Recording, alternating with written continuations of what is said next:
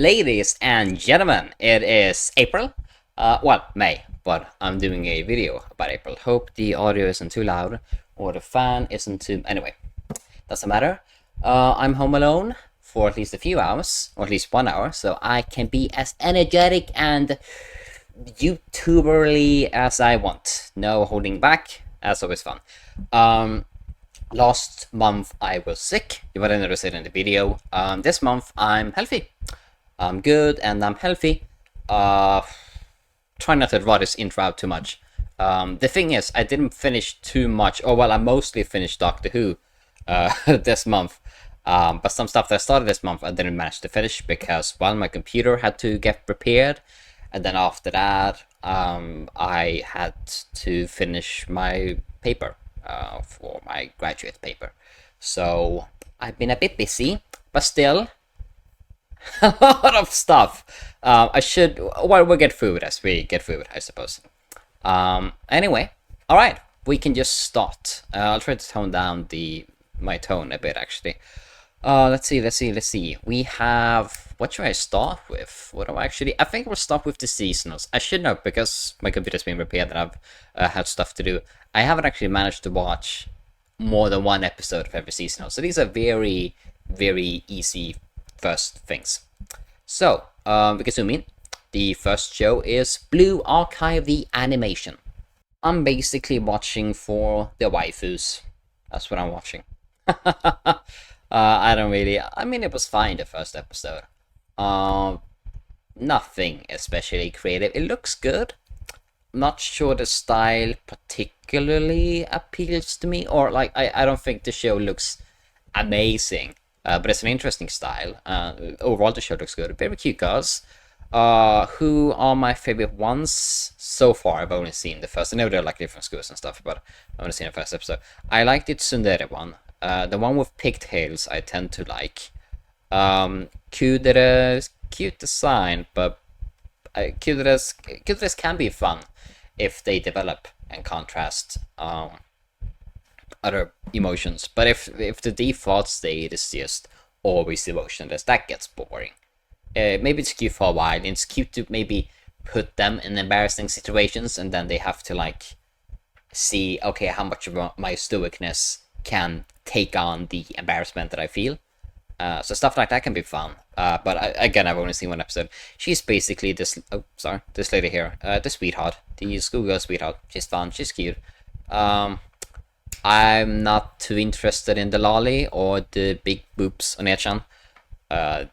Not two character archetypes that tend to appeal to me. Again, since this is waifus the show, I'll basically just talk about them in terms of, I mean, I don't want to say romantic, sexual, from that perspective, but you know, I mean, we know what the appeal is, so I'll talk about them like that. Yeah, not my two favorite archetypes, so you know.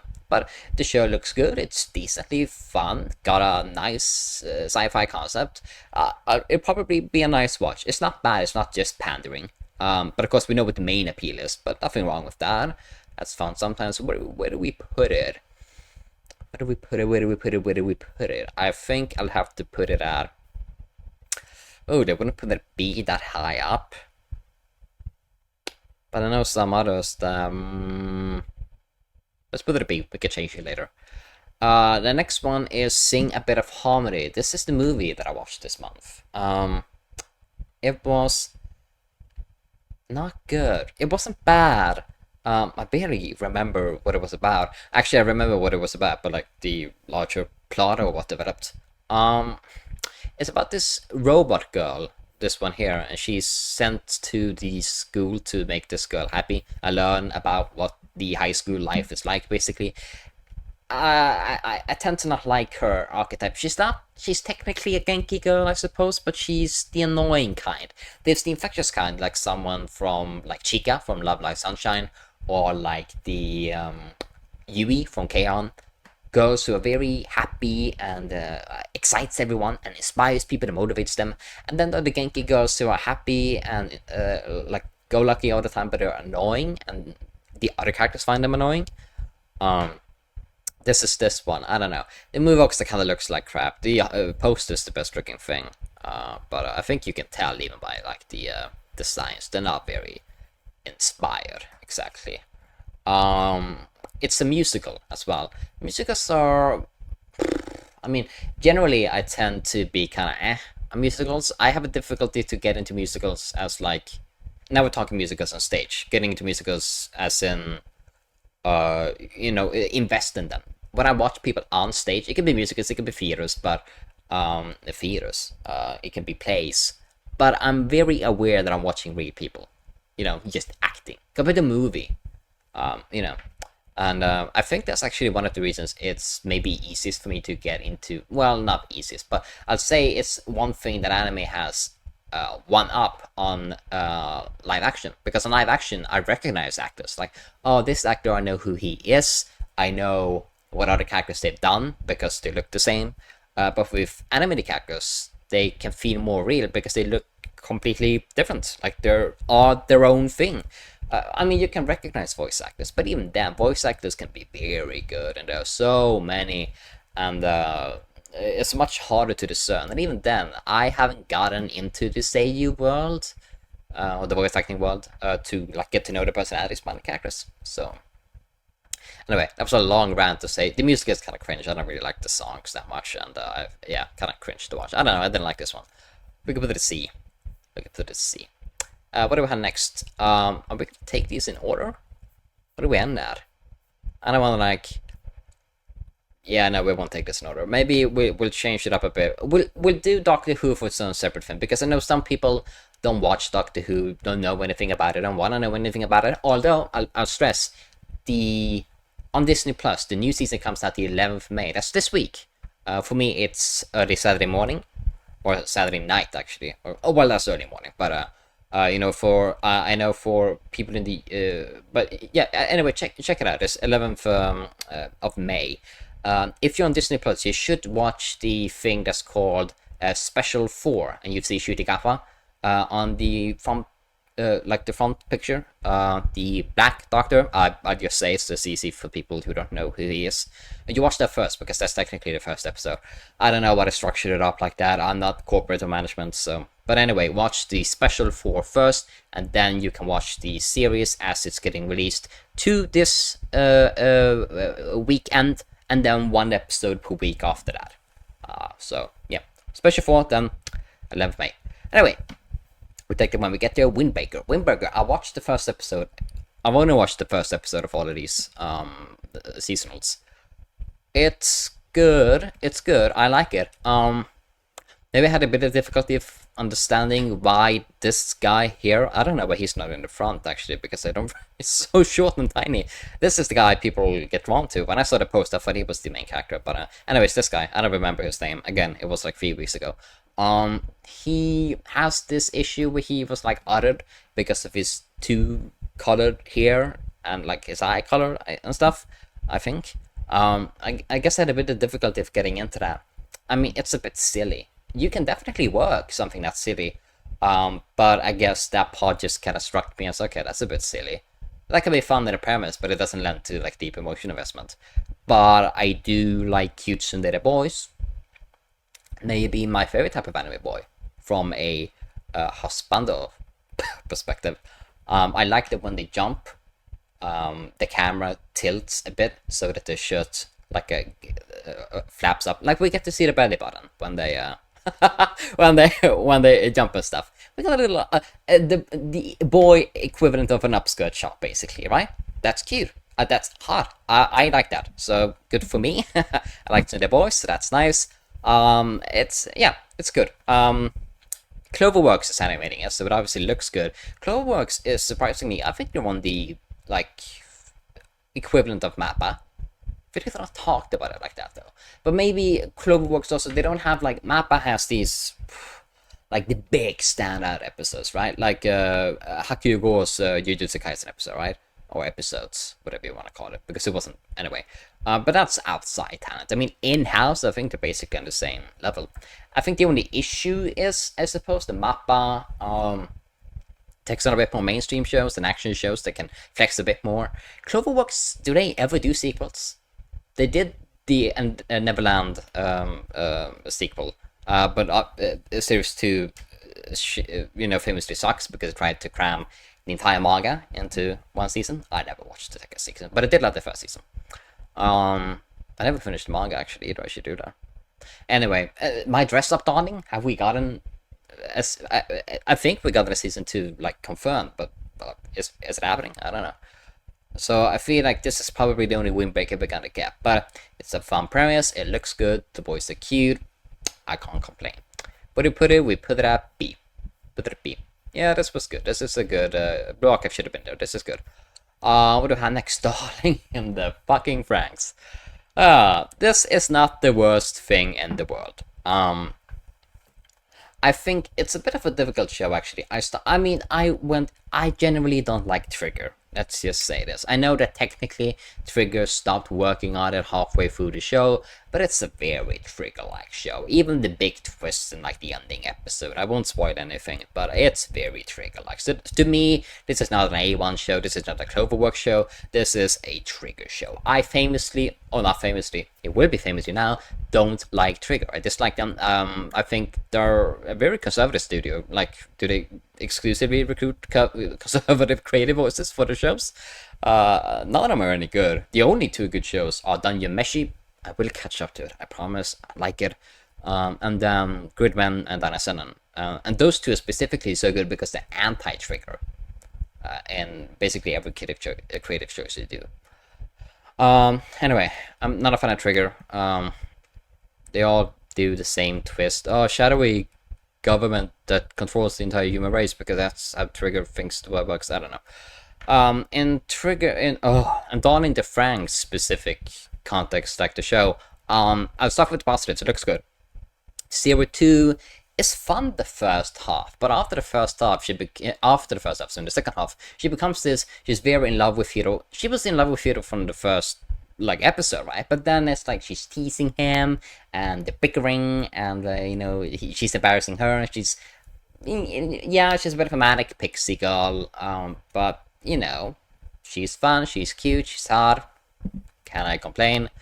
Yes, because in the second half, that she loses all her personality. She just becomes, even when she loves Hiro because he loves her back now, they kind of worked out their issues. They just kind of, do you love me, Zero 2? Yes, I love you forever. Will you stay with me for all the time? Yes, forever. It's just these basic boring things. She lost all her spark and teasing and so very, they got stale, they got boring. The show as a whole, the politics of it, I think I mentioned this, actually we could put it up. What do I had it? I'm sorry, that's my mutual. They mean good. They mean well. What do I say? Franxx, is it called? Yes, so we get a bit of oh yeah, I said 17 episodes in, I have no idea. The thematic point. It's very, how should I say this? Very scatterbrained or very vague. It doesn't really commit. I thought that maybe, oh yeah, here's something. And the message of the Darling in the Franxx is allowing people to explore their gender and sexuality, or maybe decide to not have children, or lead to a society where people no longer feel emotions, and the solution is to force this to go even harder. Except it's really fucking piss poor at this, because even if the show wanted to explore some sort of alternate future with a birth rate issue in Japan really does plummet, the setting Darling in the Franxx does not want to wear low birth rate letters.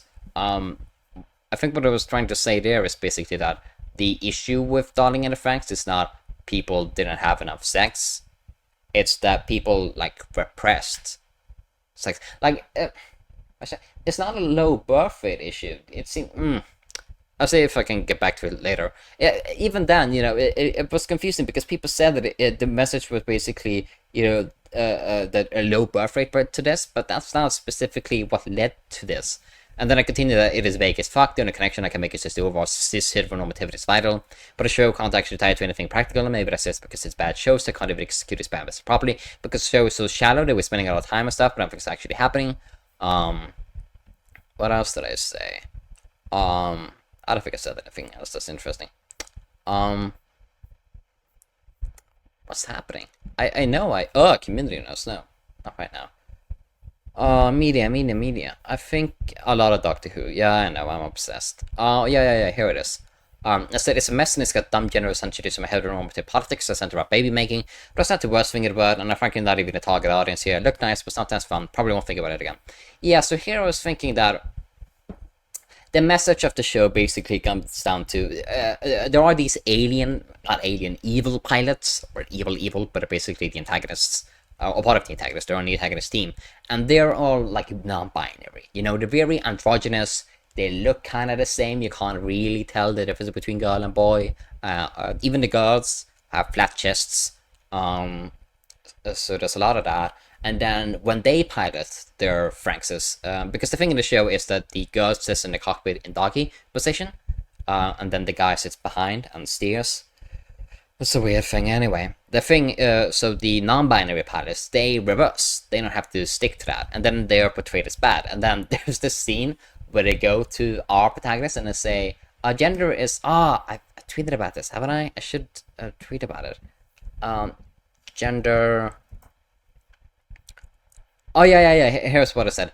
Yeah, obviously all of the evil pilots are non-binary gender deconstructionist folks. You know, of course we're gonna make those the bad guys. And then I said, it's so funny when these guys pop up and they go, it's so much better with what gender was, right? And I'm like, yeah, it is. Before I'm interrupted by Kokoro going, no, men and women need different binary genders, and I also want to have a baby. Kokoro's a baby thing is, I mean, she got interested in it, I guess, because she read a book, and then she's like, yeah, gonna have a baby. I will have sex, and I will give birth.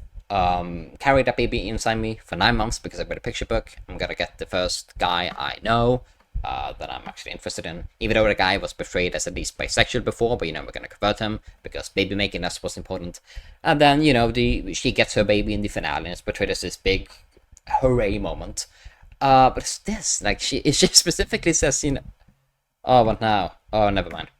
She specifically goes, no, we needed 2 different genders for sexes. And it's like, okay. I mean, you can maybe say we shouldn't force gender abolition on everyone. I mean, I think that's a valid argument. We can have a discussion around that, but they're not even that. The specific says cis heteronormativity is important. We both need it to be human. Because when the adults have stripped of their sexuality and the like gender roles and are very desexualized, then they're shown as they do that as they get immortal, and it's shown as, oh, they're getting rid of their emotions. Like, we need to be I mean, we do need to be sexual beings, but it's particularly associating it with heteronormativity, because this is lesbian in the show. And she basically says to this girl that she likes, Ichigo, she says, I love you, and it hurts so much. And Ichigo, I mean, she's sympathetic to her, but she's kind of like, you know, pats her on the back and goes, yeah, you know, we all have our quirks, you'll get through it. Hold on. It's a very weird sequence because it happens like 75% into the show. And the show is built up to her being a lesbian, vaguely, but, you know, I call it. And then we just get that scene and that's it. The ending kind of implies that she got together with another girl, but it's very vague. And anyway, the overall thing here is just it portrays baby making as a courageous hooray moment at the end. What we should aspire to it. So it's the big payoff. I think it's technically fascist propaganda, but you know, I mean, so much is if you portray sister activity as normalized, and yeah. Anyway, but it's a fine show. I mean, it's not made for me. It's made for 14-year-old boys, right? That's what it's made for. And for them, it's probably great. So, you know, whatever.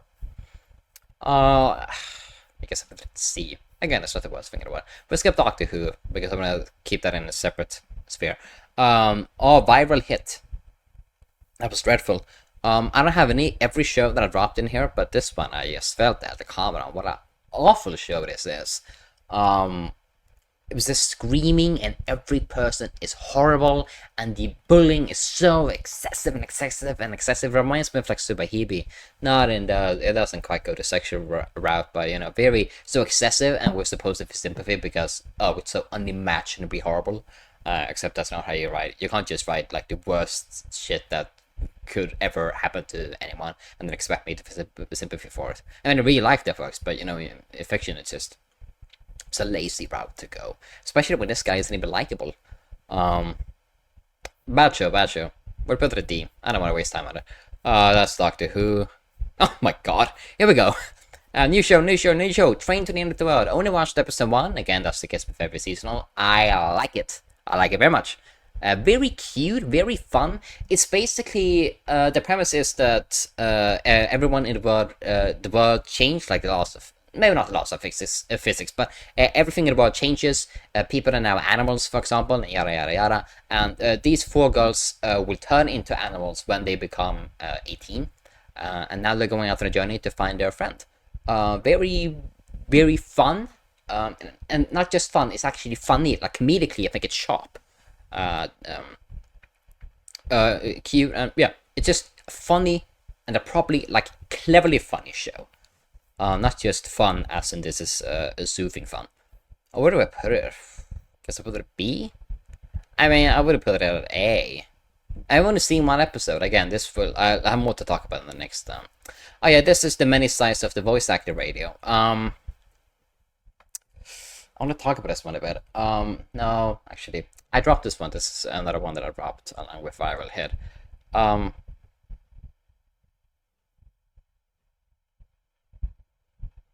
fine. I would if my dad came home, but I don't think he has. Anyway, the many sides of the voice actor radio. It's kind of low effort, I felt. The girls don't really have that strong a dynamic. It's vaguely you debate. I saw a scene from episode 4 on Reddit and Twitter, actually, with a bathing together. And not like just in a bathhouse, like in a small tub. And then this girl goes, "Oh, can I squeeze your boobs because you have such big ones?" And it's like, "Oh my god, amazing! I could never get these." Honk honk. And it's like, that's such like weak you debate. Like that's clearly written for the male gaze. Well, you can have babe scenes written like by women for women, or like they don't cater to that audience. But I feel like a reason why Yuri gets bad rep in the anime community, not the manga community, because there are plenty of good Yuri manga, I say, and I haven't read many yet.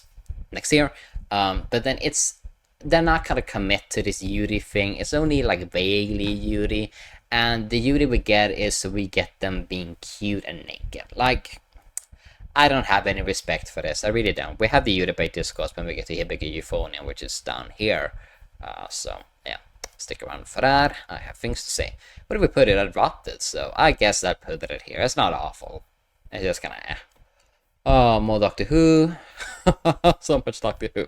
This is a condition called love. I brought a condition called love, mostly because it looks like crap. But I will read the manga sometime. I've heard good stuff about it. I was kind of put off by the first episode because the main guy is like really not controlling, but he's very unhealthily the entire opposite of controlling. She says like, "Oh, I prefer. I guess if I had to answer the question, I guess I prefer guys with shoulder hair." But I don't really mind. And then they, went on to talk about a different topic. And the next day he comes in and says, "I cut my hair just like you like it." I was like, "Oh my god." The show seems vaguely aware of it, but then I talked to some friends, and it seems that they have yet to really critique it. And 4 episodes in, and I'm gonna read the manga specifically because I've heard good stuff. So I think they will critique it. Maybe it takes time, and maybe the execution is poor. But it's a shoujo thing too. Like, I have difficulties with the shoujo genre, and it's specifically of things like this. In the romances, I don't know. That's not for me. I'm hoping it gets better, but I'll put it at a C in the meantime. What else do we have? Oh, Jellyfish can swim in the night.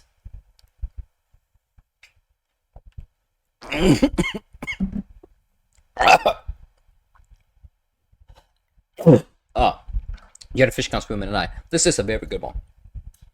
I'm not too sure about the stuff. I'll compare it to another show that I have later, but it's written by the person who wrote the what is it called? What's it called? We can check. Jellyfish, because I talked about it. Oh yeah. Jellyfish Can Swim in the Night is gonna be interesting given all the praise because it's directed by Ryohei Takeshita, who did the manga which didn't like, but because she'll look good, but not that good. And it's written by Yuki Yaku, who also brought bottom character Tomasaki. That's the main thing. Like, even if the worst tendencies of bottom character Tomasaki didn't like who wasn't this show because it's like a Yuri, like probably Yuri it seems, or at least very Yuri bait, but it seems like more sincerely Yuri, from some of the spoilers I've seen and the general mood. I mean, I have writers that have written stuff that I just don't like, and then they write other stories that focus more on the better qualities. I mean, for God's sake, Stephen Moffat, a Doctor Who writer, he's written maybe some of the most sexist stuff in the show. Not too much. It's not as bad as people say, but you know, there are some concentrated moments where like, oh, that's bad, Stephen. Then he's also written the most feminist stuff that the show has ever done. So, you know, depends on, you know, it can completely depend. But I feel like at least when you have something like the character Tomo Saki, who's kind of not fundamental worldview, but attitude, I just don't vibe with. I think it's gonna be difficult, but I've seen one episode. Yeah, it's very good so far. It looks great. Probably mostly because the Doga Kobo is the studio, but the director's gonna do a job. It's cute. It looks pretty. It's about artistry and like young creative voices. Like she's an artist, like painter, or like graffiti artist specifically, or at least she did one graffiti thing. She's a former idol, but she wants to work, do something else, and blah blah blah. It's very sincere, and the only issue I may have with it, again, I'm kind of worried that it might go in the wrong direction later, but I haven't heard anything. I've only heard good stuff. If anything, I've heard it gets better. Maybe it's a bit too on the nose, like it's not that subtle with its thematics, but I don't mind. I don't mind. I like it. I like it a lot, actually. I'm not super confident that it'll stick the landing, but I haven't seen anything that would suggest it will. Very fun show, and very sincere, and good. And it's good. It's just good. Vampire Dormitory. This one is interesting because this is one show that I dropped, but I wanted to comment on it because the twist at the end of episode 1, I don't forget if you care, so I'll spoil it. Is that basically this isn't the guy, this is a girl. So they started out with like, oh yeah, but only girls can like be feel like attracted or aroused by me, the vampire, or something. But then she's feeling like attracted to him, and I was like, oh, we're actually showing, you know, actually a boy pairing can, even if the boy looks like the most feminine boy I've ever seen in my life, clearly meant to pander to a certain audience that probably wouldn't be able to take two straight normal guys being in love. But you know, I thought, whatever, we have an actual boy, this is like progressive enough. But then of course it turns out it's not a boy, it's a girl, and that's why she's feeling it. So, you know, fuck heteronormativity, what the fuck we gonna get boys. Putting in a D for that, honestly, that was just disgraceful. This one is also a show that I dropped, but I wanted to comment on it because I thought it was interesting. As a reincarnated Aristocrat, I use my praise skill to rise to the world. It's not that bad. It's a perfectly decent show, but the interesting thing is that it's surprisingly anti-racist. It paints this as a race. This guy is of a specific race, and he's getting discriminated against. And then he finds him and finds, oh, even people from this race has like skills and is actually really talented. So I'll hire him and have him work up like in the kingdom to prove himself. That even people of this race, I don't know what they're called, can do it. And that's nice. But, excuse me. At the same time, kind of implies that the prince only really looked at him because he has talents. And the prince doesn't actually seem interested in like solving the structural issue or like that discrimination, more so just, oh, but this guy is actually good, so don't discriminate against him. And then he hires him as his butler or like underneath him. But you know, I mean, this isn't written by Karl Marx or whatever, so I mean, I'll give it I'll give it some.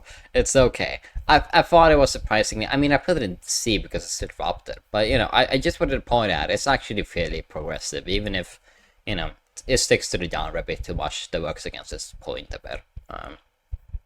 The next show I have is Yozakura Quartet. Yozakura Quartet is one of the best looking shows I've ever seen. And I mean this completely sincerely. Animated wise, character designs are gorgeous. It was so gorgeous that I looked up the director, who's not only the director, but also like the character designer and another third thing. Like, had a very big hand in this. Because I want to see more of their art. Of course, the director now only draws naked lollies. And not like lollies like this girl who's maybe 12 or 13, but Lottie is like 5, 7. It's like, alright. I mean, not that I was interested in that age either, but, you know, at least, you know, I'd have, you know, maybe he can mix it up with the, like, from this age range to this age range, but no, it's just little kids now. For someone, I mean, fine, let him draw whatever he wants, but, you know, I'm looking for a specific more of this, but anyway, the show itself looks fantastic. It's very fun.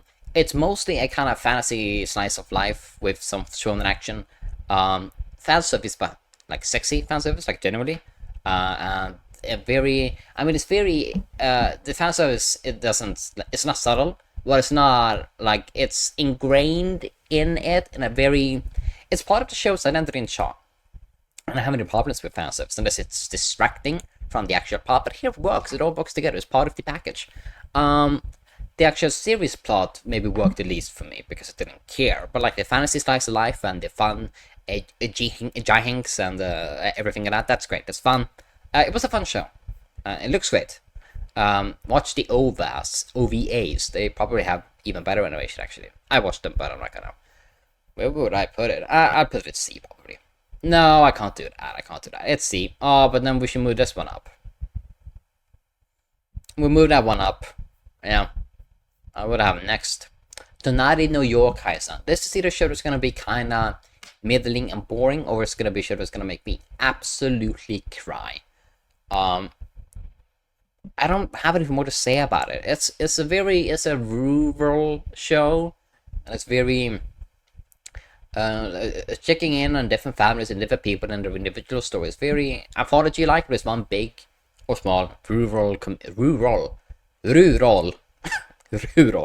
community, and I give it a watch. Try one episode maybe if you're into that kind of show. I'm trying to find like a similar show that I could like compare it to. But I know I've seen them. Oh, it reminds me of the Ghibli movie. What is that movie called? The movie where she. Oh fuck! It's made by Takahata. Oh no. Isao Takahata instead of Princess Kaga. Yeah. Isao Takahata. He didn't do that one.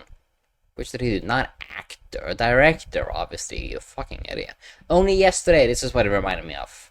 If you like this movie, try it as well, maybe. Where I put it in B. We'll see where it goes, you know, only one episode, so I can't speak too much about it. This one is Whisper Me a Love Song. It's a actual Jodie compared to the fake one this season. It's not especially. I mean, the poster experiment showed us the show's very low quality, but not distractingly low quality for the first season. For the first episode, I saw. Sorry, when I talk a lot, my throat gets all itchy. I can't hold like speeches or presentations, but it's fun. The girl, her mistakes her love for her song as the confession of romantic love, and then she's like, oh, she's actually kind of cute and I kind of love her, and then she goes back and she's like, yeah, I accept your love, and then she says, oh no, but actually, oh yeah, I love your music, yeah, and then she's like, music, oh yeah, music, that's what it was, right, and then she pretends.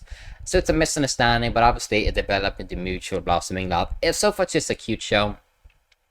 It'll probably not do anything that interesting. But it's cute, and it's not just cute fluff, but it might have something to comment on. It's a perfectly solid Jodie. I'll put it at B. We'll see if it develops anything. This one, the Idolmaster show, dreadful. Absolutely dreadful. Idolmaster is it's funny. I compared it to a friend of mine.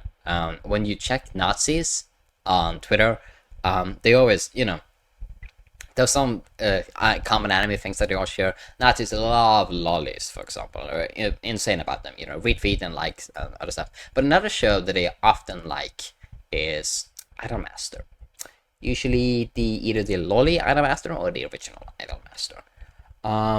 Compared to Love Live, which has all the mutuals that I have that love Live are trans. Like very queer fan base. Doesn't have to mean anything, just making an observation. Anyway, this one was dreadful. So boring, so no character, no life to it, no personality, nothing whatsoever.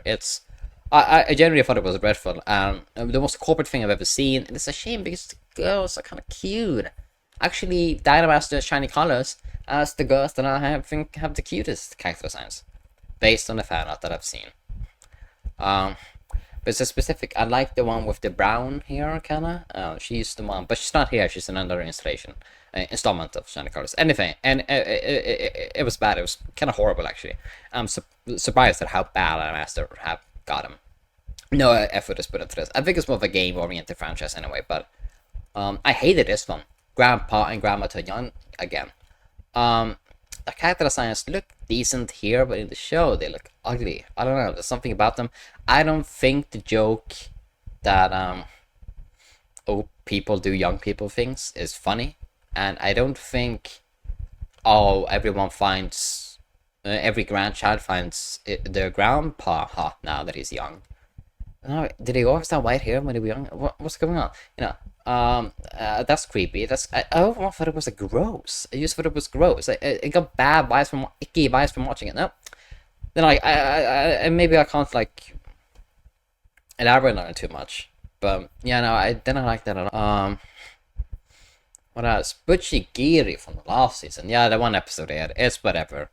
No character development whatsoever happened in this show. It really is whatsoever. I don't know what happened with this one. Where do we put it? We can put it at C. It was fun a while, and the direction was great, but Kaiju number 8. I must have said something about this, right? Maybe we can just copy it as I don't have to. I don't have a script for this. I just make up as we go. Oh yeah, Kaiju number 8 was fine. Looks good, sure. And I quite like the idea of exploring the Kaiju extermination post cleanup. But it's otherwise a very familiar premise that approaches it in a very straightforward way. I'm actually a fun watch, but not much more. Yeah, felt like a decent show, and even then, it seems like the whole post cleanup, post extermination cleanup thing is not. It's gonna stop focusing on. I don't even think it looks that good. I mean, it looks fine, I guess, but I don't know. It's a nice change that they're more adults, I guess, but they act like any shonen teenagers. So what's the difference? I don't know. I didn't. I'll probably watch it because it's the action show this season, but yeah, I can't say I care for that. It's not D, it's C. I mean, I like it more than these. It's B. It's fun, but it's Mission Yozakura Family. This one was fun. Cute, charming, a bit silly. Not really that clever or bold or anything interesting that makes it stand out. But I'm pretty sure it's like a B tier, like a mid-range shonen series. I think got that kind of adaptation. I mean, it looks good, but it's by Sibling Studio. Too cost though, so anyway, it was fine. I liked it, I suppose. We can put it at B. I'm watching these. I dropped most of these, so gotta put it in B. Spice and Wolf, Merchant meets the Wise Wolf. I like this one. I only saw the first episode. I haven't seen the old show. Hollow is cute, of course, very cute. Naked too, for a lot of it. But still, I think they kind of treated her matter of factly. Like they didn't really have any sexualizing shots of her naked. So I like that. And the characters didn't really draw attention to it either. Maybe I'd wonder, is he asexual or what's going on, buddy? But anyway, cute, fun, charming, looks good, looks better than expected. Maybe I don't know how interesting it's gonna be moving on, because what would it be about? Like about the rural life and economics or whatever? I mean, how interesting would that be? It might be boring, but as long as all is cute and fun, I guess that's enough for me. I'll put it at B. B so far. Need to take a poo, but maybe we can get through the anime ones before that. Go Loser Ranger. This one got a lot of praise, and I was kind of surprised at how much praise it got. It's not that good.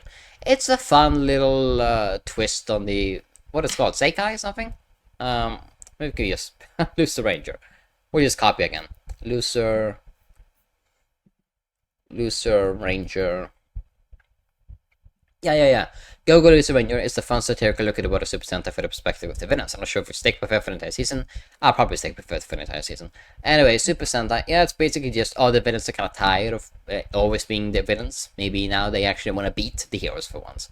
And that's it. It's fun, I suppose, but I don't think the jokes were that clever, or visuals look good, but not like, whoa, good. It'd probably be perfectly decent, perfectly fun, but not anything else. Where do I put it?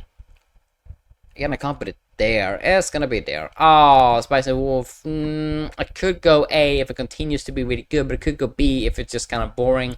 It's too uncertain. Again, most of these I really should have watched more of them before I did this. Sengoku Youko. Yeah, I have nothing to add to this. It's good. It's a good show. I'm looking forward to the future course. I thought we would get all 4 in one, but I guess we won't. Where do I put it? I guess I put it in B. That's fine. I haven't seen this one actually. I was gonna, but I haven't seen it yet. Like Clamp, their character designs. Anyway. Doctor Who. Doctor Who. Sound Euphonium. Sound Euphonium. I do not like Sound Euphonium or Hibiki Euphonium. I'll say it right now, it is your debate. Yes, it is. You can try to deny it, but it is. I will read something that I wrote about it. Again, follow me on Twitter if you're like new to this. Or new to me. Because I talk about stuff. Anyway, I said that I think it sucks when series clearly indulge in towing the line with lesbian territory, but then refuses to acknowledge or engage with any sort of actual queerness in the relationship to keep it safe for heteronormative status. I don't buy the excuses, and I don't think that the show portraying teenagers with messy feelings is an excuse to not admit any sort of queerness. I think it's weak, and I think it's equally weak when people go, well, they were always those friends to me from the start, you're just seeing things you want to see, because that is a symptom of the larger problem. Just like it's weak to scream out criticism is biphobia, because it isn't, when the show itself doesn't actually acknowledge any queerness to have phobia against. Yes, I understand you debate is a trite term and downplays the complexity of it, and it's a tight discussion, and everyone just wants to enjoy their anime, but goddamn, people are just hand-waving away any sort of actual issue that is fair to take with it, and that's even more reductive of not only the conversation at hand, but also the actual show that we're talking about. I'll single 2 people out. I just note, no ill will, both of these are mutuals, they're friends. They're friends for years, actually, so please keep that in mind. Anyway, Dai here said listen to Bluebird, and I just, that's the topic in a moment, and I said we're seeing the series indulges the queer storylines without actually engaging with them when that's just not true. There's some Thai films centered around explicitly queer character dynamic, they went out of the way to make a Thai film out of it. And then I said people talk about anyway, and I said that it's canonically a part of the series, and this is a throwaway side movie of it. It was feature length, directed by one of the prominent and most famous directors of the medium. Flux says indulging in queer stories without commenting on anything is a frankly disingenuous reading of it. One of these best issues Kumiko specifically, as opposed to painting broad brushes about the series. Obviously, the discussion at the moment, because of season 3, not listen to Bluebird, is about Reina and Kumiko. That's what people are talking about. That's what the debate is centered around. So I don't know why I would say, oh yeah, the Hibiki, I'll throw in my cent on the Hibiki discussion, and then people go, oh, well, what about this in Bluebird? Well, we're not talking about this in Bluebird. But anyway, even if we do talk about this in Bluebird, I said, I just admitted that it was about Kumiko Reina just now, and I'm sure obvious people who are talking about, we're talking about Kumiko Reina. Even if I still disagree with you on this, look at any interview, you're being obtuse about this or that here. Yamada said that she didn't intend for it to be about a gay love story. I don't think you can say, Listen to Bluebird is an explicitly queer story when the director says, oh, it's not queer. That was never the intention. It's not about that. I didn't even think about it. Yada, yada, yada. It's not that. It's not explicitly queer. Maybe it's a very strong queer reading. Maybe it's subtext. Maybe you can relate to it, like to your queerness and think of it as that. It's not an explicitly queer movie, because an explicitly queer movie not only has to confirm queerness in the movie, and you can look at it as I mean, you can't just look at reviews and say, look, these reviews interpreted them as just friends, because okay. I mean, a lot these reviews are maybe lesbophobic and whatever, but if reviewers can even take the stance they're just friends, then maybe the movie didn't actually confirm any actual queerness. Maybe it's not explicit. Maybe it's just very strongly implicit. Maybe more implicit than the series, but it's not explicit because the show, the movie, doesn't confirm any queerness. And then the director says, "Oh, I didn't have any queer intent with this." So it's not explicit. But explicit has to have the explicit means to confirm the queerness. And then someone said, I mean, if you're gonna take this is another friend. If you're gonna take the director's word as hot, or whether that's something classified suited, then there's no union Kumiko in this relationship either. I don't know why they said that. I mean, I know there's no union. That's the entire problem. Anyway, I don't want to single these two people out of anything or dunk on them or anything. The point is, yes, it's you debate. It's so obvious you debate. People say all the time when I watch this, oh, this is so gay. And then the next tweet out of their mouth for fingers is, oh yeah, but it's not Judy bait. I was like, it is. If it's really gay, but then they make it not gay. They're not gay. The girls aren't gay. One girl is in love with a man, like an adult man. Another girl had a boyfriend for a short while. Isn't even like they're not. They're not. And then the biphobic thing was like, oh yeah, but girls can have. This is the same thing with Juji. I'll pull this up. Juji. Oh yeah. This is someone said Yuji is straight. Someone said, oh, he's bisexual. And then this person said, why people disagree when he's canonically straight. And they say, oh yeah, I like Jennifer Lawrence, tall woman with big ass, blah blah blah. And then they said, bi people exist. Yeah, but has he shown any interest in men ever? He has posters on his walls of women in bikinis. I'm sorry, that's not bi people behavior, that's straight people behavior. He is straight. You can't just say, oh, they're bi, but then the show never ever shows their other orientation, like only shows the straight side. Like that's the same as saying, anything that can't be proven because there's no evidence for it in the first place.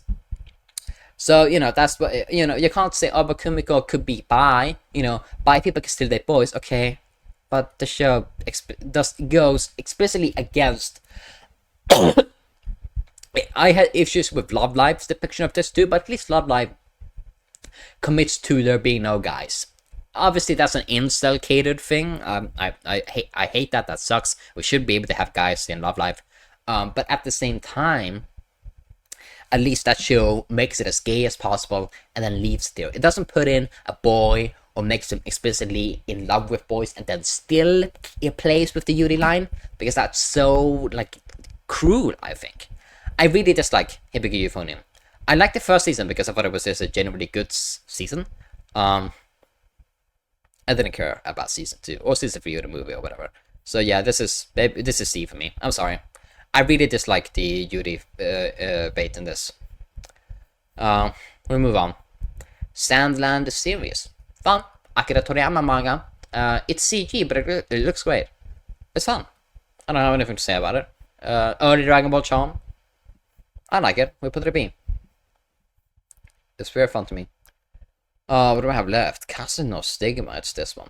I don't remember a thing for this. The girl was cute.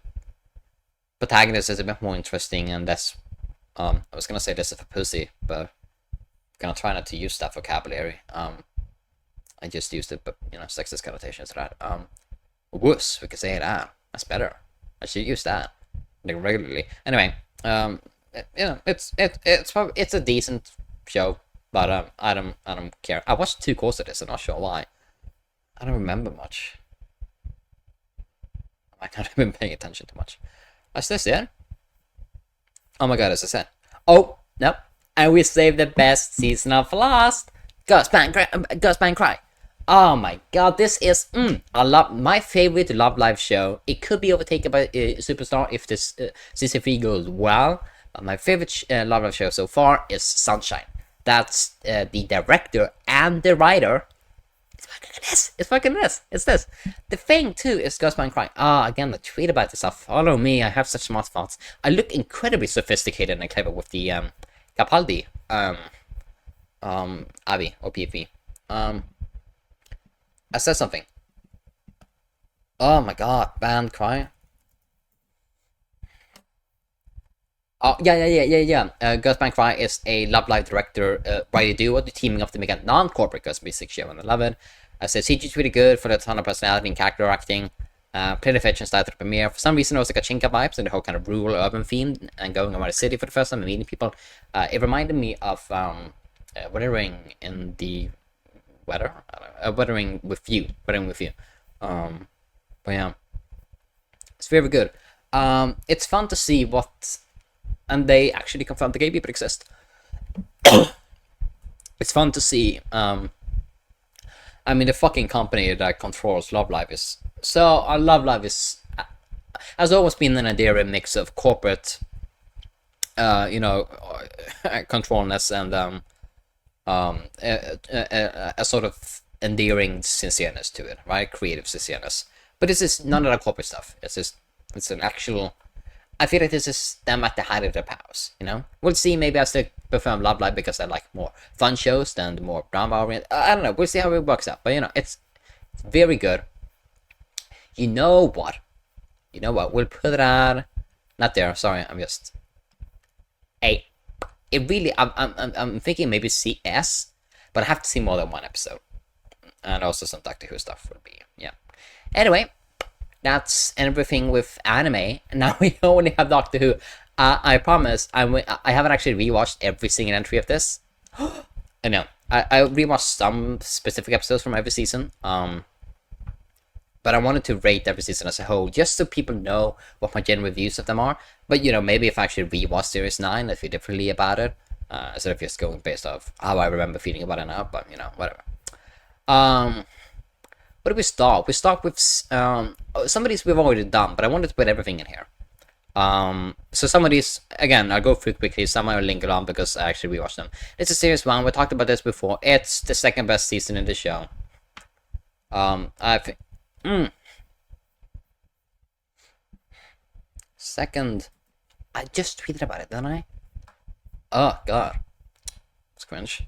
Yeah. Here. Second best season, without a doubt the most consistent series. Oh, I should pull that up, actually. Oh, I'm sorry if you see cringe stuff for a bit. I'm thinking sexy fan art. I'm sorry. Oh, no. Oh, okay, I think we're good, actually. I'm very, very Doctor Who. Oh, yeah, here we go. Oh, thank God. Okay, almost. We almost made it. Second best season. We've added up the most consistent series of the show. Full stop with many intricacies and nuances not appreciated. 9 has a very concise and well-rounded arc. Every episode contributes thematically. It's an incredibly realistic season. David's best. I already talked about this in another video. We won't linger on it. It's one of the very best. What a wonderful start to Doctor Who. Like, you could not start stronger. I really don't think you could. Maybe this next season will. But even then, I don't think so. I think it might be on par. But I still think it's gonna beat it. Like, just in how it's made, maybe the next one is more fun and it's high quality episodes or something, but I think just in how this is as a whole season. Oh, so good. So good. Christmas Invasion. I think I talked about this before. It's kinda I don't really I would put it here, just in comparison to what other Doctor Who episodes would be like. Not because it's actually better than all of these shows, but you know. It's kinda boring. Most of Davy's Christmas specials are kinda broad and easy, and for the general audience that doesn't really watch Doctor Who otherwise, it's Oh, Jesus fucking Christ, where is everything? It's not in order, so I kind of have to look for it. The next one is Season 2. We already done this in another video as well, but we'll put it in C? I think. I have to put it there. Again, things may change because of what we're comparing it to, but I said 9th best season. Rose and 10 don't work as well as 9 did. Sometimes they're effective, but a lot of the time they bring it to most non-cards. Show there were a few standout episodes of the season. Overall good, but it's on the middle in comparison to the rest. Yeah. Even the very best episodes, like this one, the God in the Fireplace, I like it as a sci-fi episode, but I don't actually think it fits Doctor Who. Like Tennant, 10 just falls in love with this random, not randomist, but I'm the Pompadour, but you know, he falls in love with this woman he just meets.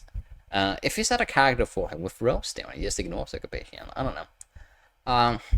Honestly, 10 has 10 isn't that likable in the first 2 seasons. I'll say this, Tennant does an unbelievable, he's so charming. God, he's incredibly charming. But 10 as a character, if he was portrayed by any other actor that didn't have like the same kind of likableness, he's an asshole. Especially season 3, which we'll get to later. But yeah, even Doomsday here, I think, isn't actually that sad because Rose maybe got the best ending out of any companion. The only bad thing is that she was separated from David Tennant, like her doctor. But even then, she got a spare one. So, I mean, yeah. I don't buy the finale. It's a very middling season. Then here, actually, there might be another. Oh God, where are we? Here we go. It was a Christmas special in between. Oh yeah. This one is great actually. We'll move this one up. A? Is that where it is? I think it's super fun actually. Catherine Tate is maybe a bit more screamy, and One Note, than her character, than her Donna will be later, series 4. But I think it's such a fun episode. This is an episode that I think I could show people, and they get like the charm of the Davies era. Maybe not like the storytelling of the Davies era, but they get like what's funny and charming and likable about it. It's a really strong Christmas special. But the next one is series 3. Oh god, where are you? If I can fucking find it. Oh my god, there it is. This one is a bit better. I put it B. I have some thoughts on that too. I said 8 best seasons, series 3 is half good and half not. A lot of stinkers in the first half, and a lot of 4 timers in the second half. Blink. The Family Blood storyline. Kind of sloppy finale, a bit, yeah. Martha's doomed for the stuff, defined basically entirely in the terms of the enough rose monsters, rocket slams. Yeah. I like Martha, but she doesn't really get to grow much in her companion role besides she's not Rose. Then Ten is a big dick to her in this season. He really is. Davis seems semi-aware of it because she does leave out of her own accord. She says, I can't do this. But she still doesn't really actually get to grow beyond that role. A bit of a shame. Especially a bit of a shame being the first, non-white companion. But, Davis is making up for that now. Well, yeah, I know, it's, yeah. I'll say Tennant carries a lot. He's even more charming this season. What's the Christmas special for this one? Oh, this one. I didn't care for this one, honestly. I thought it was kind of boring and very stereotypical, very big blockbuster type movie. And of course, he charms another girl, I guess to kiss her, and blah blah blah. It's too much. I'm glad we're not in the early 2000s anymore. We're away from that kind of stuff now. So I'm happy about that. People were obsessed with Rose. She was super popular when she first popped up. She was great in season 1, but in season 2, that's when she really popped off. And I think most people now kind of prefer Donna. That's why she returned her 60th anniversary, not Rose. So I'm glad that's a culture we've changed. Focusing on a bit of stuff. What else? I think it's a series 4 now, right? Series 4. Where are you? There you are. I put you... Oh, we put you at 8. It's very good. And I said it here, I'll say... 6th best season. It's easily the most consistent of Tennant's series, and Donna is a great companion, and Tennant and Tate have wonderful chemistry. No recloggers, plenty of classics, but also appears to save it all the time. It's pretty damn good with Harvey Shire. So I'm thinking, first of all, Tennant and Ten actually work here in this season. Ten isn't a dick, unjustifiably or uncritically in the show. Tennant works great. Tate and Tennant have the best chemistry. No recloggers. Maybe the daughter, the doctor's daughter storyline, or a granddaughter, or a daughter, I think, or doesn't tie them too. But it's even then, they're fun, they're functional. So yeah. Also it's safe a lot of time. That's what I'm thinking. Journey's End is the big season finale. It's fun. It's so much fun. I don't hate it, but it's very much fan service. Creativity wise, or writing wise, or storytelling wise, it's not. It's a very safe season that plays it very, because that's what Davis did most of the time. He's that kind of writer. But I think he has changed. I do think, and he's focusing on a more. Midnight was in the season. That's a very bold and strong script. It's his best episode, but I think especially in the early days of Doctor Who, it was focused on the big stuff and I love Davis as a writer, but that's what his seasons were. So yeah, you're not gonna see anything bold or stuff like that. You're gonna think, wow, this is really high quality Doctor Who stories, and it ends in the biggest story of them all, a huge crossover. So that's fun. Yeah, I put it there. What else do we have? We have oh yeah, not other specials. The next Doctor is only interesting, we'll put it here, because you wonder, how's this guy also the Doctor? But then the mystery is revealed, and it's not that, and then it's boring. I would never rewatch it. Planet of the Dead, it's a bit more fun, but it's also very. And of course, he gets another girl who's also in love with him, and yeah. Anyway, then we had the Water of Mars. There you are, the Water of fucking Mars. Another argument, had a discussion. It was very peaceful. Water of Mars. Yeah, my feelings on Water of Mars was maybe a bit muddled. There's a lot of great stuff here, and the same time as a bit direct acknowledgement of the conservatism that's part of the fundamentals of the show. And I've kind of wrapped my head around how I feel about this one. And as I said, I think it suits the narrative. Oh yeah, I think it suits the best the narrative for the 10th Doctor. They need to accept this immortality. But I'm uncomfortable with these in here for me. Talk more about it, but on my phone. You shouldn't be certain about my Doctor Who episodes, but I never quite get this one personally. But my computer was getting repaired. And just, what the fuck? We had a discussion about this with a friend. Oh yeah, here it is. What if Mars is such a weird episode to me, honestly, because what is it trying to say? The same people is wrong, the same specific people is wrong, because now that it asks who the Doctor is to decide, but we save no one then, so everybody dies, like, this is what I meant earlier, because yes, Doctor Who's a very politically left show, but when you try to push against the limitations of the fixed logic like this, you bump into the conservatism of the show. It's a bit difficult for me to buy into how terrifying the Doctor is, by changing history, our future, when he's doing so to save people's lives, and still trying to keep everything intact the best he can. Like, you can't have both ways. David's Water Mars has the opposite problem, of Moff as the God in the Fireplace. The God in the Fireplace has largely DC we like, but which as a narrative simply does not make sense for the 10th Doctor. The Water Mars actually fits very well as the character beat for the 10th Doctor, whose hubris was obviously his fatal flaw, and he refuses to accept his own mortality, but it's a larger moral these the contrast can be very uncomfortable to me. I don't know, weird episodes. We had a long discussion on this, right? You know. We basically came down to that I still think that it's admitting the status quo is a bit, but you know, I agree that as a single person, the Doctor should not have the power to decide everything goes for everyone else. He cannot own it all the time. Nobody kind of should. So basically, what we have to, the criticism that I need to focus a bit more on when I think about this episode is the criticism of authoritarianism. The Doctor shouldn't have that much control and get to decide himself what should happen to people and how history should go, right? And I agree with that. That's a good critique. That's generally the critique that the episode centers the most about. I just focus on the wrong things because really the back tells. So it's a good episode, very strong episode, definitely the best of the specials. I'm gonna put it though. I'm gonna put it in A. Oh, but I'm gonna put it in B. We'll put it in A. Then we talk to the End of Time, the last two specials. They're mixed. They're very mixed.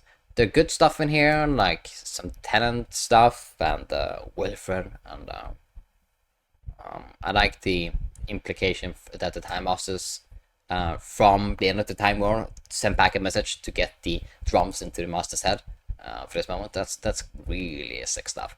And then about stuff like generally the Master, and also I feel like he's a bit too selfish. Like when I don't know, maybe not. I was thinking when he saved Wilfred that he complains so much. Oh, I could do so much more. It's like, dude, you save him. But I get it. He for some reason Tennant specifically views himself as dying rather than changing. No other Doctor really has this problem. But you know, and he does save Wilfred, of course, because he knows that's the type of person he is. It's a bit self-indulgent, it's a bit messy, it's a bit too overstuffed. But it's fun, it's a good season, it's pretty emotional. Good season, good episode. Oh, I put it in B, I think. I put it in B. Not quite up there, but it's good stuff. What about after that? Oh, finally, Moffat. 5th best season, confident, exciting for the charm and comedy, with a bit of central mystery, all wrapped up in funny dialogue and a bow tie. Matt Smith is the Doctor without any effort. Closest at everything well aware brand. You're super confident about the other one. Yep, it's a very good season. Very confident. I think the first episode, like the 11th hour, is definitely the best premiere of any season. Maybe not of any season, but definitely the best Doctor premiere for a Doctor. I guess maybe the biggest bad thing about this season is there are clunkers. Like there's a pretty big divide between like the what do they call it? The green guys, Silurian or something, two Potters, and then like I don't know, the other really good episodes. So I do think there's you can probably separate them into two categories. There are episodes, these are episodes.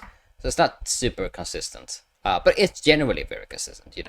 I don't think you'll notice it as a first watcher, but if you compare it to like the really best seasons, there is a clear divide. I think that's what I'm trying to say. But it's very good. It's very, very, very good. I put it. I put it there. Put it in A.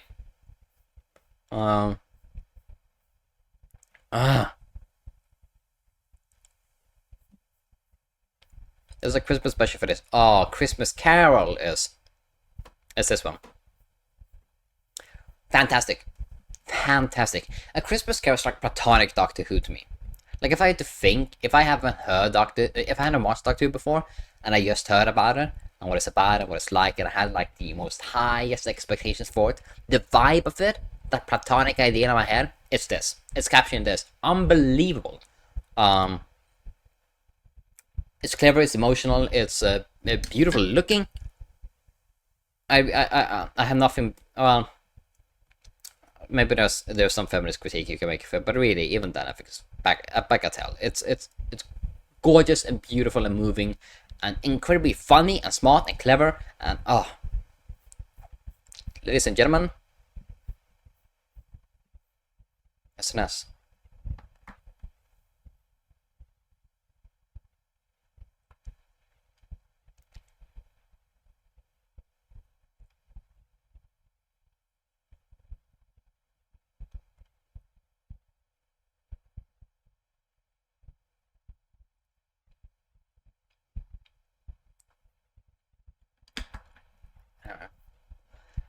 What else do we have? What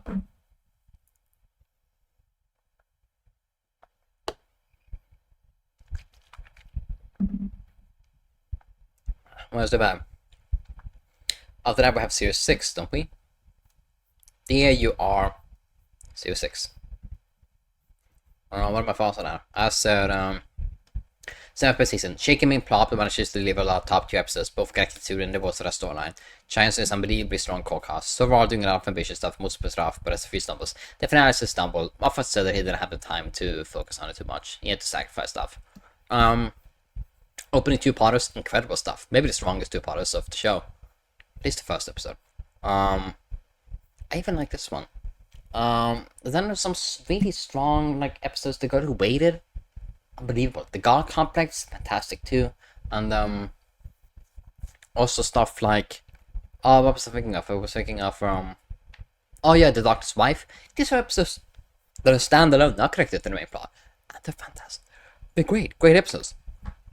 And then you have episodes like that are connected to the plot. Like the first 2-parters, A Good Man Goes to War, also fantastic episodes. This is a season that gets too much shit. It's a really, really strong season. But again, the central main plot is I don't really like River's true identity. I won't spoil it, but where should we put it? We will put it. We'll put it there. Yep. A. Sorry. Oh, not sorry. What do we have after that? We have I saw it here earlier. Where the fuck is it? Oh, there. The Doctor, the Widow, and the Wardrobe. It's a weak one. It's Moffat's weakest script. Kind of sexist, a bit. Not intentionally. He's trying to empower mothers, but it kind of reinforces the it's bad. It's the first half is kind of charming when the Doctor's showing around the house and he's all giddy and like a child. I love that. The rest, whatever. Yeah, it's a big script. I won't put it in D. It's the fun. Not boring. Actually, it does get boring, but C. I'll put it in C. What about after that? Series 7. Where are you? There you are. Series 7, right there. I said 10th best season. This is the worst non-Chibnall season. Mostly unremarkable, but it's fine. Excluding the 2013 specials, there's some classics, but not really clunkers either. 11 is flanderized. Moffat is screening with Fenn and clear needed for rethinking, which it does for the next season. So good. Yeah, it's. I don't think there are any awful episodes, but not a single classic in this one, honestly. Even the Amy and Warriors farewell got some really emotional stuff. But the episode as a whole is just kind of messy. I don't like the name of the Doctor at all. Clara is not good in this one. She gets slated with Capaldi, but yeah. 11 is flanderized. Yeah, 11 is also at his most it's kind of sexual assaulty in this season. Moffat getting the last of his sexism out before he writes the most feminist fucking thing ever with Clara, but Capaldi. But yeah, it's yeah, it's still fun. It's not boring. The baseline Doctor Who with Davis and Moffat, even at the worst, it was fun. But you know, maybe I'll put it at well, I don't want to put it with them. I should always be high. No, I would put it there. Well, put it. I mean, we have to put it. Yeah, there. Yeah, there's no question about it.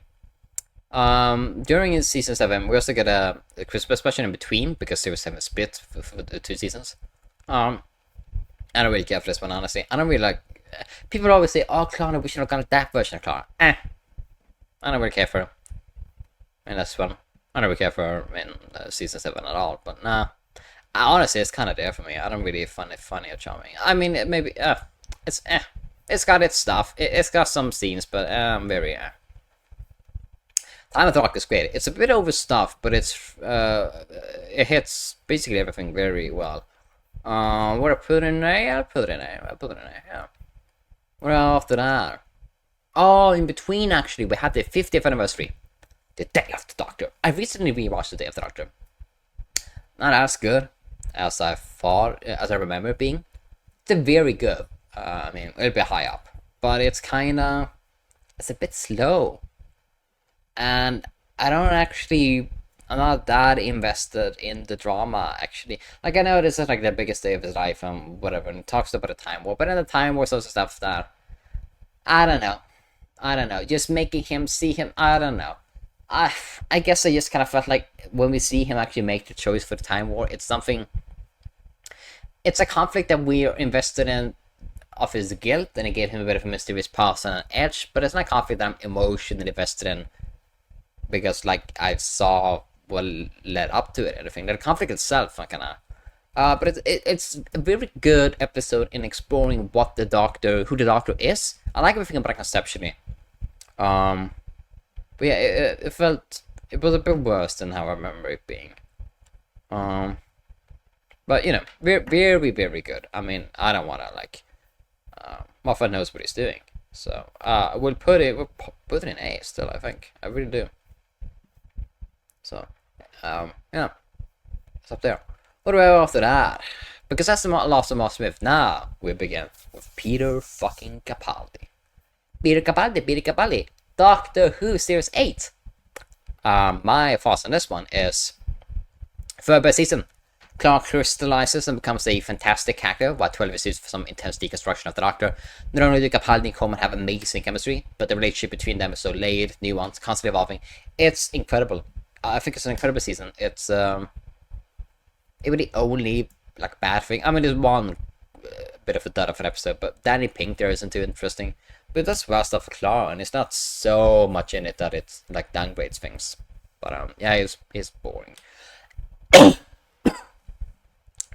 It's very good. The main plot is good. Good, strong episodes. A very consistent season, actually. One of the more consistent seasons.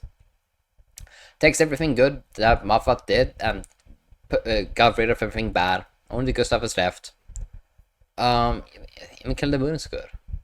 It's good. It's just really good stuff. I mean, we'll put it S. Yeah. It's up there. It is. It really is. What is the Christmas special for this? I don't even remember. Oh yes, I do. It's Last Christmas. I love Last Christmas. I rewatched this one. Oh my god, I love focusing on their love for each other and the dreams within dreams as a lucid dreamer. I mean, oh my god, it's like oh, it's so good. It's so good. It's not. It's one of the best Christmas specials. It's not S tier because it doesn't have. It doesn't quite reach that high, and we're stuck in kind of the same place and yada yada. But it's really, really good. I really, really like this one. We put it in A for sure. What do we have after that? I'm speeding through it because, you know, we can't spend here forever. I didn't actually rewatch all of these. It's just not. This is when I haven't rewatched at all, for example. Didn't rewatch it at all. Series 9 is my favorite season.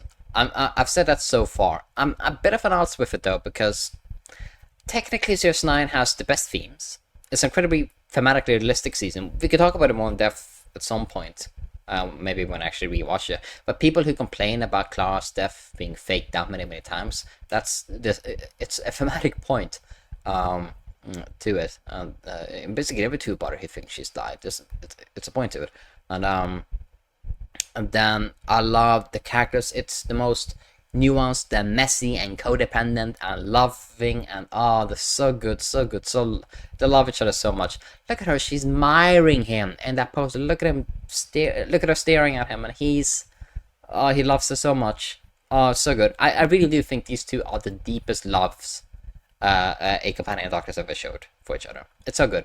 But the thing is, before the three-part finale, Face Revan, Heavisent, and Hellbent, the best story of Doctor Who ever, it varies. The second two-parter has a good anti-war speech, but then the rest of the episodes aren't that good.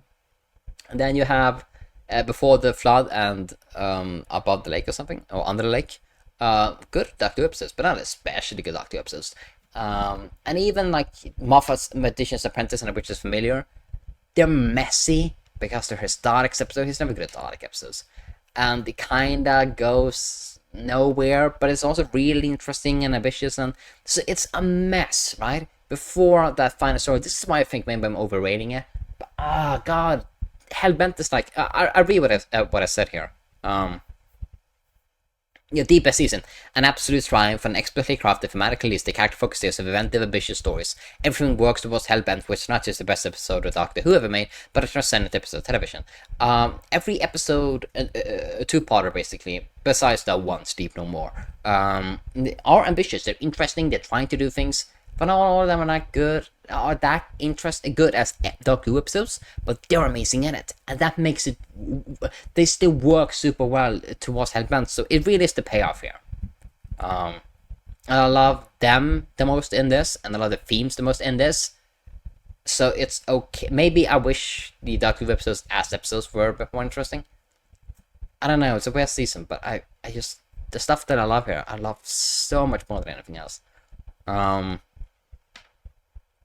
Yeah, again, Hellbent is the best thing ever. I mean, we'll put in. Oh god, this is so big. We'll put it in S. There you are. And then actually, technically, I consider the Christmas special, like the three-parter is Face Revan, Heavisent, Hellbent, and then I consider Hospice River Song the fourth part technically, because it's kind of an epilogue. That's like one insanely strong stretch, the strongest stretch of an episode in the show, for me easily. Such a fun, such a loving episode.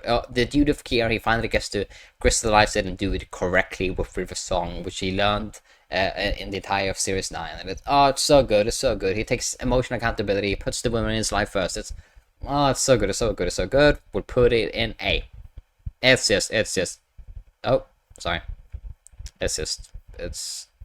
incredible. Then we have, the Return to Mysterio. I haven't watched this one actually, so I watched it for the first time maybe a few weeks ago. This month. Oh no, last month. It's fun. It's a fun episode. I liked it. Funny and fun. Where would I put it? I don't want to put it in C. I think it's bad. I put it there. It's a B. I thought it was fun. Should be.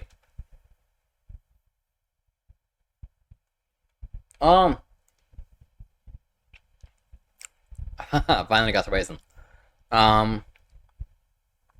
Then we have Series 10, which is over here. What have I said about that? I said... Oh, no.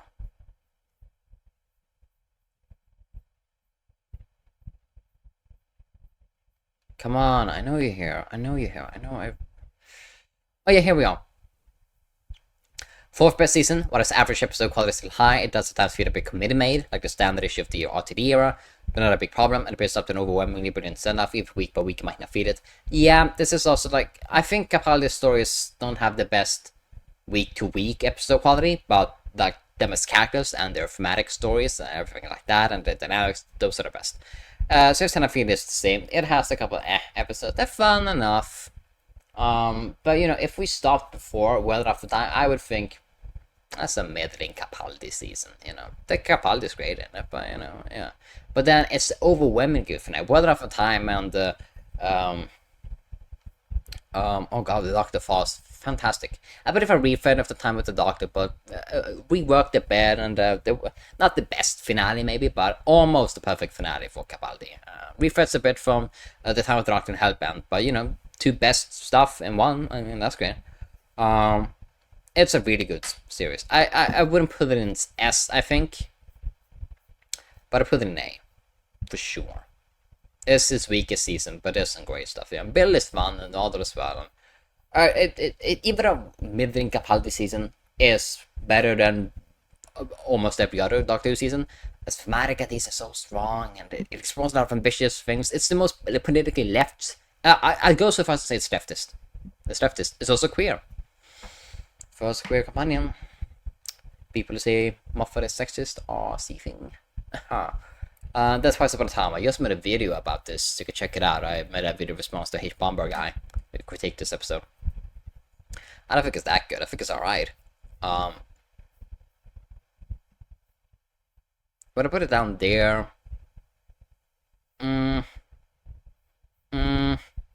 But I also wouldn't. I put it there. Yeah, it's good. I like it, but not that much. Doctor Who, the complete 11th series. Whittaker era. I recently caught up with Whittaker. I didn't watch the Shimmer era. The Shimmer era was dreadful. Series 11 is just bland. That's the worst, offense it does. It's just bland. And yes, its politics are pretty bad. It's very pro-status quo. Problem is fucking... I've already talked about this one. It's very pro-status quo. It's very conservative. Even if diversity on screen, I mean conservative in terms of actual politics and not just identity politics, identity representation. Yeah, I mean that's still be politics, not distraction or anything. But I mean, in its attitude towards power structures and stuff like that. It's conservative and but yeah, I still like it better than the other two because it's restrained. It's trying something new. So. Well, yeah, it's bland. That's the worst thing about it. It's bland. I put it in C. Yeah. Oh. Yeah. Resolution. It's a fun Dalek episode, I suppose. Talked about this before. It's the New Year special because Shimmer got brought up to Christmas episodes for some reason. It's a fun Dalek episode. I don't have anything much to say. Put it in C too, I think. And then we have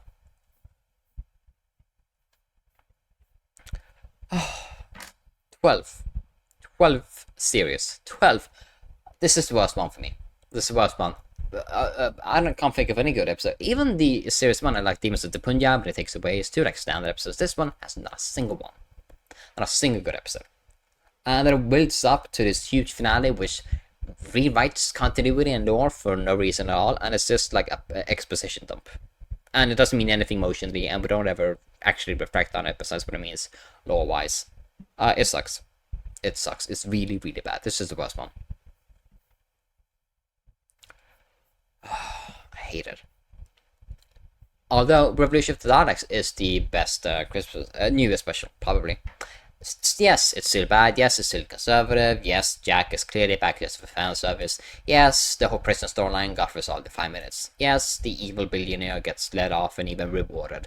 Yeah, blah, blah, blah, blah. But it's kind of fun. It's kind of a popcorn flick. I wasn't bored.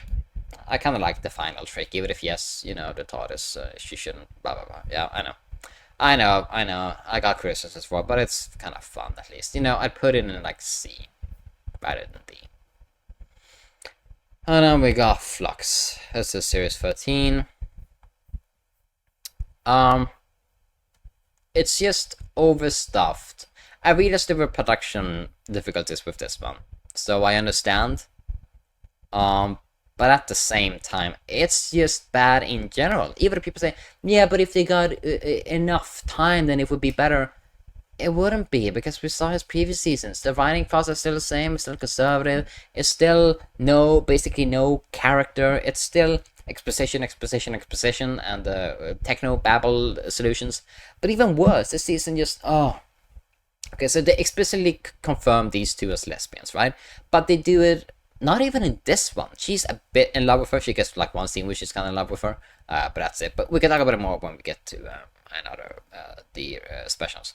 But we get to Flux, which destroys. It supposedly destroys the entire universe besides the Earth. Don't know how that works. But then it just stops. Like the Flux, it just stops. She doesn't. We don't explicitly get confirmed what gets destroyed and what doesn't, and she doesn't undo it. It doesn't seem to have any emotional baggage on her. She doesn't feel guilty. We don't reflect on it at all. Which is weird when we get to another special, and then we see that tons of stars in the sky. It's like, what the fuck? I thought I got destroyed. No reflection whatsoever from this. It's bad. It's deep. And then we can actually talk about it, because in Legend of the Sea Devils, we get... no. We have Eve of the Daleks first, right? We get... Here it is where we get confirmed that she's a lesbian too. But she doesn't really feel like she can go out with her, because she can never get fixed to anything. Again, apparently...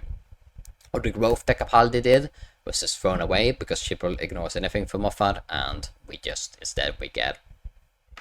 I don't know. I mean... Just a rehashed Davis character arc. This one was kind of fun, but even just a decent time loop story. It's not even that creative or good with it. Yeah, so I guess I appreciate it as making the lesbian stuff text, like not Yuri bait or anything, but like actual. But at the same time, he does it when it's 3 episodes from over.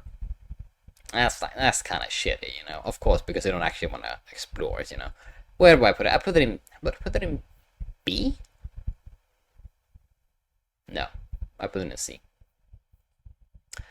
And then we get the Power of the Doctor. The Power of the Doctor says, it's fun. I'm not bored, but it really does show everything bad about Shibna's era. It's maximalist instead of anything actual character-based. Whittaker, Doctor, had this whole thing where she's emotionally neglectful, she doesn't open up. And she should have a talk with Yas about their feelings, and she should also have a talk about letting her in and not just shutting her out. But then a conversation never comes. So that's never resolved any of her personal issues. Instead, they just glorify her, that she's a very good person, a lovely person. She's alright, she's a doctor. And again, the Flux doesn't get mentioned at all, even though it's like the most devastating thing that's ever happened to the universe, and should weigh heavily in the Doctor's conscience, but we just don't. It's bad. It's bad, but it's not the worst, because I actually had fun. As like a popcorn flick that's style, not substance, it's pretty decent. Now we got to the fun stuff. Oh, yeah, Legend of See this. I forgot to put this one somewhere. Oh, this is bad. This is like one of the worst. Like, as an episode, it's terrible. Anyway. We're on to RTD2 era. Whoop. Rusty T. Davis has made a comeback. You want to come back with Destination Skaro? It's fun. It's very fun. It's a 5-minute skit. I think if we wanted to redesign Davros, this is past Davros, I understand it, but if we wanted to continue getting rid of the wheelchair, I don't think we should. I don't necessarily agree with Davies on the whole associating disability with evil. I mean, I agree with that point, but not in this specific context, maybe. But I understand, but I think something better would be to not erase any bad representation you had, but keep it as it is, and then actually discuss it in text, Not just ignore it and hand wave it away and change it. Like, have a good wheelchair character confront Davros about it.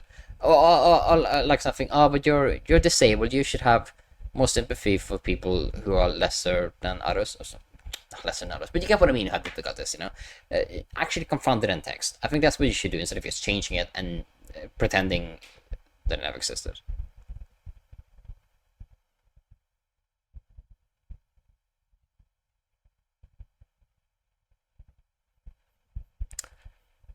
I suppose I would put it C. Again, it's a 5-minute comedy sketch. Can't really do much. And then we have the Star Beast is a lot of fun, actually. We should read. We should read what I have to say about it. We should read my threads instead of me just talking about it, because I actually wrote about this. The Star Beast was such fun. I actually get to spend time with the characters and just have fun again, because Davis trusted his dialogue and characterization is good and can carry. I can enable at the transfer station, but swear meaning inclusive, good for me. That I said here, this is a very basic reintroduction to Doctor Who. Not a single trip in the TARDIS yet, just easy and accessible, but Davis is very good at character. Character want things again, very good at dialogue, the show is funny again, so it's actually fun, love the banter. The software actor tax mind establishes Sean, his car, what happened to the lottery money. He has a breezy minute while keeping it light and fun with good jokes. He has not put out in the ship anymore, we get consistently good jokes again. And then I got 2 private co-reviews for some reason. I guess pro Ghibli fans who follow me. I mean, what's going on? So Davis is also approaching Doctor Who now 15 years later. This is a writer looking back on his work more mature. It's also interesting to see writers revisit roadworks. Hideaki Anno and Rikishio 7 immediately come to mind to see how they changed their views. The best thing about the Shibun era was the diversity and representation, both on-screen and off-screen. Davis is continuing this. He has a wheelchair-bound unit member, and lets her have cool military gadgets, including a wheelchair, so even she can kick ass. He also reinvents the big bad Davros, wheelchair-bound as well, to no longer be so. Because there's someone to associate disability with evil, he has tendency to regenerate into new clothes because Davis loves drag and wants to be very sensitive and respectful to the art form. Whatever we think about how he handled that, good intent, right? He's more mature and sensitive about it. Davis also cast transgender actress Yasmin Finney as Donna's daughter Rose, makes her transition part of the text, and has to save the day because she's trans. You know, that's immensely uplifting and a wonderful thing to include in the first episode back in the Davis. He's on it. Now, do I have some nitpicks and quibbles with the trans representation? Yes, actually. I'm not sure how comfortable I was with the necessary dead naming. Granted, I'm saying this as, at my most queer, an agender but cis-representing man. I do not have the lived experience. I'm, on the implication that her transness is partly because of a sci-fi reason. Or they were tying it directly to being able to do this because Donna's a mother, when Davis often dedicated his female characters to ending up married or having children during his first run. Rose is also kind of boring, besides the transness. It's fine, of course, not like she's supposed to belong to her main character. I won't complain much, but it makes the character a bit preachy sometimes. The male presenting Time Lord could never understand to let go. It's very cringe when the Doctor was a woman just before this, like episode ago, and we just spent time establishing the Doctor as transgender fluid. Not the worst thing in the world, it's one line, but... Anyway, with the state of the UK media and the rabid transphobia in the country, I would take any perspective of trans people that includes basic human respect. Davis is 60 years old. He's gonna stumble a bit on this, but he's got a good heart and he wants the show to be inclusive. Davis has bullied the name Rose to show that this happens to trans people and that it's bad. He has to trans be partly because of sci-fi reason, because he wants to tie her transgenderness to the fabric of the show, to have it save the day because of it. He makes it very explicit in the episode. The Doctor is transgender. Doctor Who is trans. It's important, even more so, it's good. Davis is a good sport. He's a boomer, so he won't always be elegant about it, but I don't mind much. My god. 6 replies. What is going on? Oh, some weirdo. Anyway, and as Davis has channeled Shimmer's diversity and representation, Davis honestly wasn't too sensitive with these issues the first time around as a showrunner. He has also shown that he's clearly watched Moffat, learned from him, and incorporated what he liked from his work too. Moffat was big on healing, not only in healing the cancellation of the show, and therefore healing the time warp, but also healing and confirming previously non-canon sources as canon. Davis does so again by making the comic this episode was based on properly adapted and canon. Moffat's doctors had them work through, for example, 11 abandoning Amy and helping her heal. He had 12 accepting he shouldn't erase Clara's memory, like 10 did Donna, that said help Clara grow beyond it. And now Davis has Donna survive the meta-crisis, her identity intact. More importantly, it is Rose who allows Donna to survive the meta-crisis. Donna shares the experiences of the Doctor with Rose, which allows Donna to move on. And meta-wise, it's a show moving on. It's Doctor Who showing that it can find new fans in young people too. In fact, the episode plays a lot with this. Rose celebrates the show with her toys and projects. She's the ideal fan insert. I was just living my normal life until I found that I was related to the Doctor and I got to save the world for my trans power. Even the trademark fairytale vibe to Moffat's conception of the Doctor fits with the toys Rose makes of dreams of the Doctor. Just like Amy did about her imaginary friend, the Doctor. Dreams, imagination, you know. Davis still has his own conception of the Doctor, of course. If Moffat conceptualized the Doctor as an idiot in a box who's trying to be the Doctor, then Davis the Doctor is the epic hero, the lonely god. Violence is not allowed unless he allows it. And of course, can't forget 14 getting the zoomies when he saw the new TARDIS interior, because he's autistic and he's the puppy of a man and I love him. Also, Murray Gold is back with the music, he makes me want to cry. And then he runs around. Look at this. He runs and runs and runs and runs.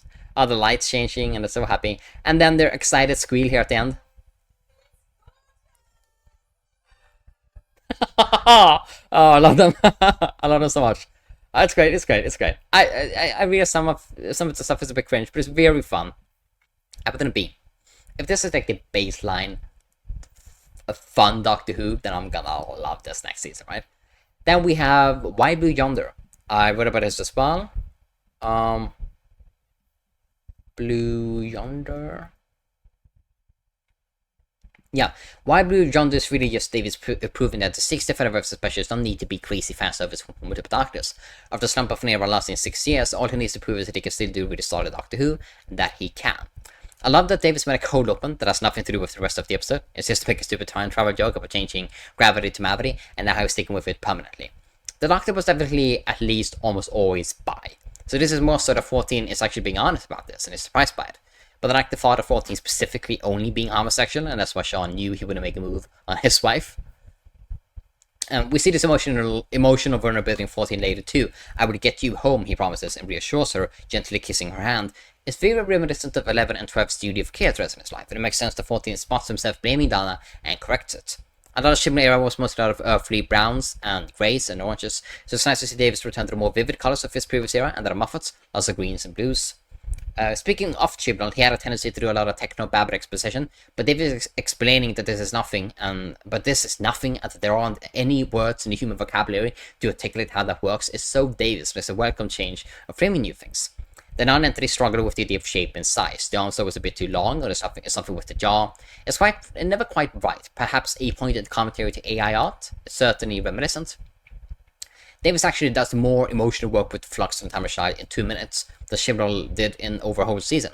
We don't get a confirmation that the Flux did happen and how much it wiped out, even if it doesn't make sense, it was only 50%. And it frames all of this as emotional trauma, not lore. Also can't help but note that the entire episode is a big celebration of the age of trope and Doctor Who running through corridors. Anyway, good episode. Aka. We put it in A. That's where we put it. We put it in A. And then we have the Giggle. This is the one I like the least. I said the Giggle is very Davis with the good and bad. Wonderfully creative sequences, very biting social commentary, but it drops so many threads that I only just started playing with. Messy but charming finale, clumsy resolution, but emotionally sincere for the characters. The angry social commentary is something we missed from Chibnall. We have the people on the streets who are very clearly allusions to those who refused to wear masks during the epidemic, and the TV personalities very clearly anti-vaxxers. During the whole scenes, Kate lashes out at Shirley for using a wheelchair and screams, "I've seen you walk," which reminds me that I forgot to note that this is a very good representation by Davis. Not all disabled people are incapable of using the legs, or even standing up or walking. The biggest problem with the episode, though, is that for all of his potent thoughts and creative sequences, Neil is wonderful as a toy maker. The episode doesn't really have an ending to a lot of these things, which is how Davis usually does his endings, to be fair. A lot of interesting threads just kind of dropped for a character-based ending. The Toymaker's haunted house dimension goes nowhere. Davis' social commentary kind of goes nowhere. Even the Toymaker kind of drops off when Jodie is there. It's all over the place. But still, the character stuff is always at the forefront with Davis, and that's all great. And I feel reassured that Davis knows that Doctor Who is at its best. Not as epic and dabbling in extensive lore, both the silly and the goofy. So the final battle is a game of catch. And we still end not with David, but with Jodie, our new Doctor, looking towards the future. And the first thing he does is change the lighting. Love him already. I think I said it here, yeah, that I think the Giggle was the episode I liked the least for the 60th, but not for its bi-generation or anything. I'm fine with the bi-generation. I think it was just the most unremarkable one in terms of the fun factor. I know Starby is his least liked one, but it is incredibly fun. Perfect way to jump back in. And the Rogan here said that I agree, but the bi-generation thing was just very stupid. I honestly don't mind at all, as long as it never happens again. I put this one in... I mean, it's stupid than B. But they like that one more, yeah. And then we have... Oh, the Church on Ruby Road. It's the last one. I'm sorry, my throat. I don't have much to say about this one. The Church on Ruby Road was a fun but functional episode. A very standard Davis entry and not much more. 15 and especially Ruby or Joy though, and the garbage operating a store logic is very Moffat-like. Also musical number. And it means I'm all caught up now. A new era. Yeah, that's it. That's all I have to say. Oh, we should rank it. Supposed to put it at B. So this is what it looks like. We have, we can zoom in a bit. D tier. there we go. D tier, C tier, B tier, B tier, A tier, S tier. That's it. That's what I have to say. Next month, this May, I should have completed more stuff. Because I'm mostly free. But yeah. Also, the new Doctor Who season is coming out. Whoop. Oh. Whoop. Whoop. Whoop. Whoop. Ah, okay. But I can't reach those high notes with a sore throat from all the speaking. But yeah. I'll see you then. Bye.